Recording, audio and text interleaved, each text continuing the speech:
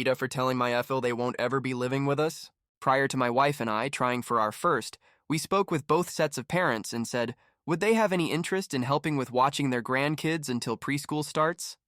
Both were over the moon excited, all four fully retired, and they all said absolutely. The plan was to trade off weeks so they know their schedule for booking their own appointments, etc. Wife gets pregnant, and around 10 weeks post-birth, she's getting ready to transition back to work, and her parents said they've changed their minds and decided to travel more and want to enjoy their elder years. Okay.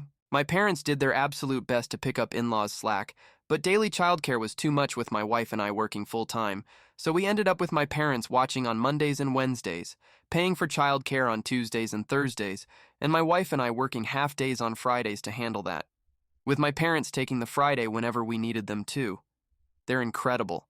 It was very frustrating to have in-laws say one thing and do the opposite. In 6 years, they've never once watched any of our kids for a single day. So my wife and I bought a house about a week ago.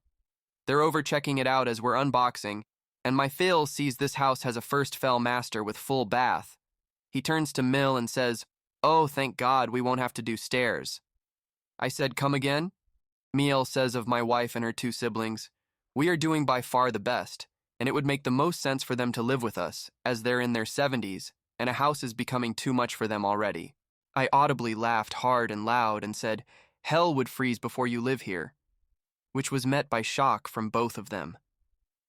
I explained that when we needed their help, they turned their backs, so we were simply doing the same.